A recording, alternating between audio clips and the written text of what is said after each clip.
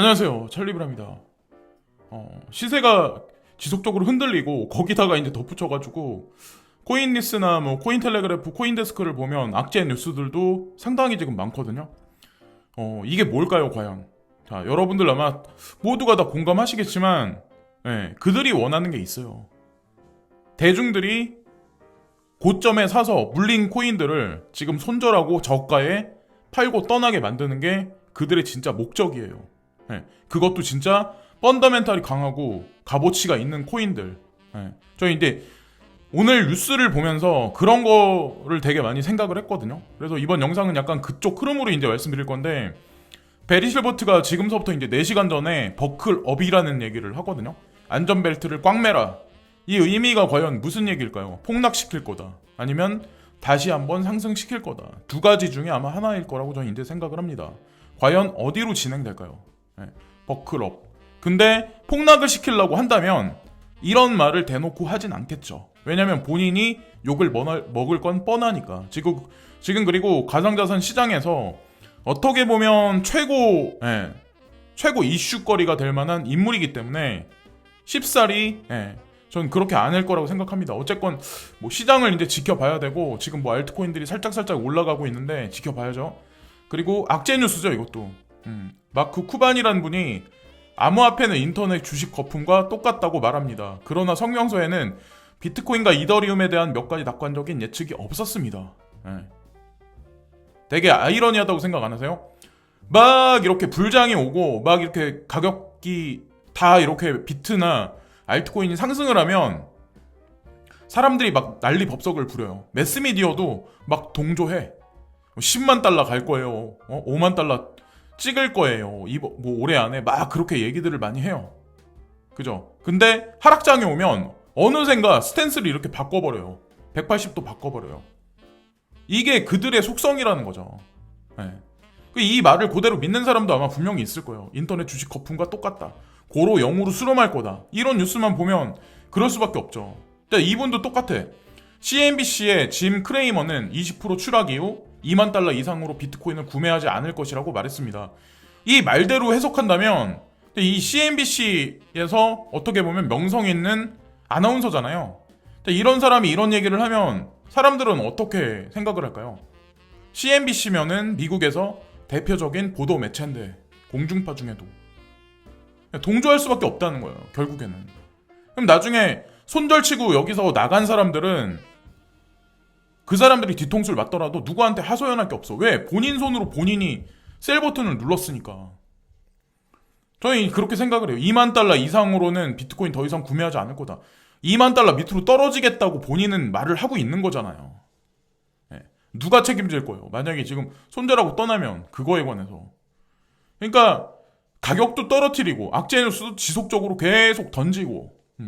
근데 그 안에 XRP는 좀 이게 지금 홀딩하고 계신 분들한테는 호재 뉴스일 수도 있고, 인프라 확장이라는 측면에서 상당히 긍정적인 어떤 그런 뉴스라고 봐야 되는데, 전 아마존 임원이 리플을 엔지니어링으로 합류함에 있어서 불구하고 XRP가 가격이 하락을 했다. 리플의 올스타 엔지니어링 팀은 계속 성장하고 있다. 메인 핵심이 되는 개발팀은 지속적으로 하이어한다. 지속적으로 연구 인력을 계속 뽑고 있는데, 이번에 이제 새로 들어오신 분이 이제 수석 부사장으로 임명이 됐는데, 이분 경력이 되게 화려하더라고요. 제가 보니까. 그래서 아마존에서 15년의 경력을 쌓았고, 배송 경험 VPI가 되기 위해서 10년 이상 소프트웨어 개발에 참여를 했다. 또한 2년 동안 마이크로소프트사에서 클라우드 엔터프라이즈 소프트웨어를 개발했습니다. 이게 반증이 뭐냐면, 자, 가만히 보세요. 아마존에서 이 정도 경력 있는 사람의 마이크로소프트사에서도 2년 동안 근무할 정도면 이 분야에서 엄청난 경력이 있는 사람이에요. 근데 만약에 이렇게 스마트하고 지각이 있는 사람이 리플사가 망할 거라고 본인이 판단을 내렸으면, 여기서 아무리 많은 돈을 준다고 하더라도 거기 가지 않아. 손흥민한테 지금 토트넘에서 받는 연봉보다 2배 이상, 3배 이상 준다고 그래서 손흥민이 중국 리그에 갈까요? 전 아니라고 생각하거든요. 오히려 돈을 더 적게 준다고 하더라도 리얼 마드리드나 맨체스터 유나이티드로 가는 게 뻔하죠. 그러니까 비전이 있다고 판단하니까 이 개발자도, 이 수석 개발자도, 이 능력 있는 사람도 리플사에 저는 가고 있다고 생각을 해요. 비전을 보고. 예. 그래서 그리고 또 하나, 이건 제가 누누이 계속 말씀드리지만 XRP를 과연 브래드 갈링하우스, 제드 맥칼럼 뭐 요런 인물들, 라르슨인가 하는 그 인물도 그렇고 왜 XRP를 왜 계속 지속적으로 파냐, 왜 팔아서 가격을 자꾸 떨구냐라고 이제 반문하시는 분들이 되게 많아요. 답답하니까, 가격이 안 오르니까. 근데 XRP 자체가 전 세계에 퍼져서 깔려야 돼요. 스프레드 돼야 돼. 곳곳에 다 이렇게 침투해서 들어가 있어야 돼요. 그리고 나서 셋이 끝나면 이 자체가, XRP 자체가 브릿징 역할을 하게 설계되어 있는 코인이에요.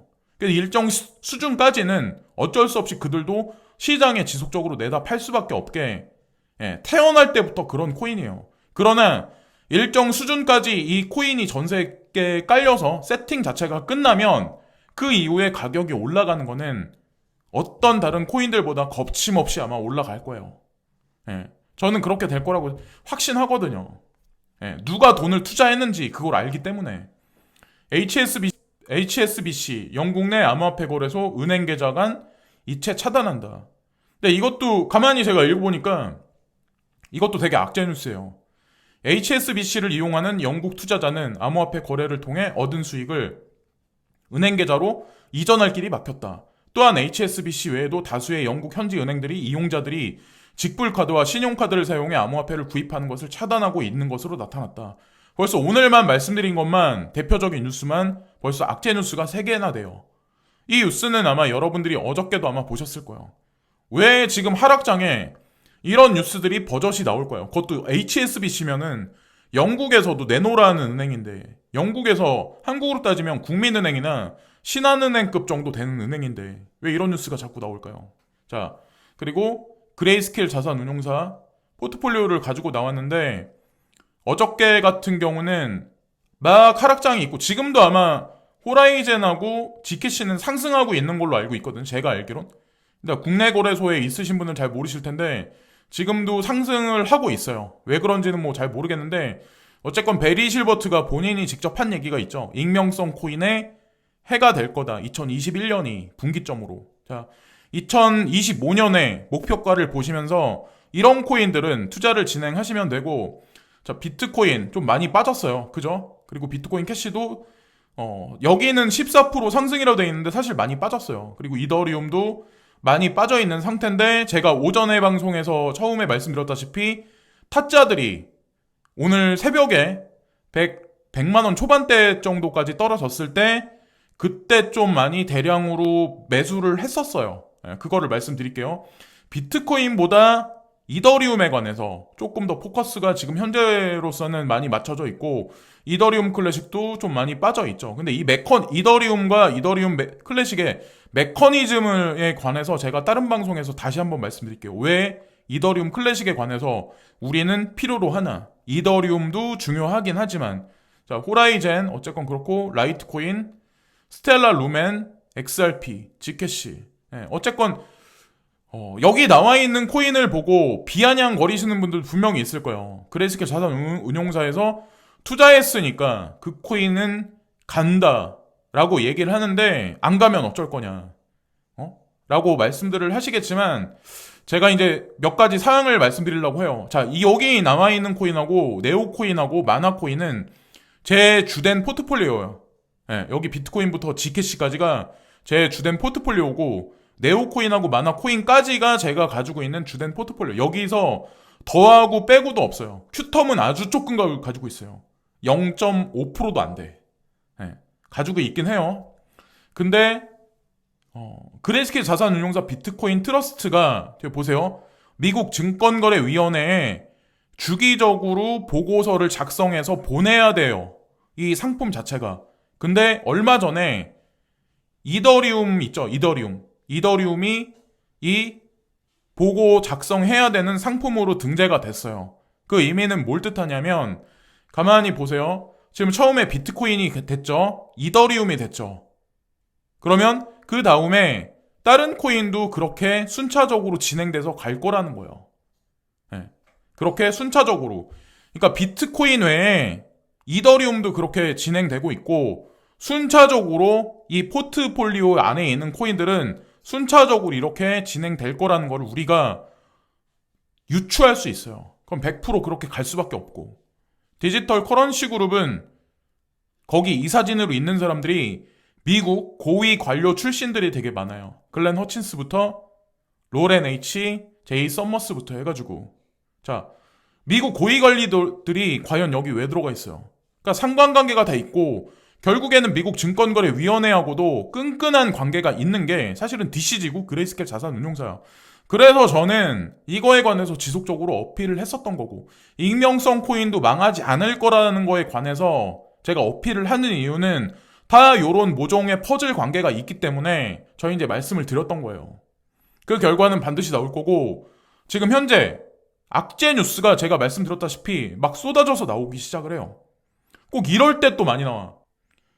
시세도 받쳐주지 않고 악재 뉴스도 터지고, 우리 대중들은 혼선의 어떤 그 기로에 있을 수밖에 없어요. 아, 내가 과연 왜 투자를 했나? 근데 지금 이럴 때일수록 여기 제가 돌부처 사진을 가져놨는데 눈과 귀를 막을 수 있는, 한동안은 그래야 할 필요성도 분명히 있다라고 저는 생각을 하거든요. 대부분의 사람은 버티지 못해요. 특히나 신규 투자자들은. 그런데 제가 아까 말씀드렸던 코인들 외에 다른 코인들 나쁘지 않고 그런 분석이 확실하다고 판단하는 자기만의 신념이 있으면 끝까지 가는 게 전 맞다라고 생각합니다. 내가 산 가격보다 훨씬 많이 떨어져 있다라고 하더라도 그거보다 10배 더 오를 거라고 확신하신다면 그냥 킵고잉 하는 거예요. 그 결과는 그리고 반드시 나와요. 지금까지 찰리 브라운이었습니다. 감사합니다.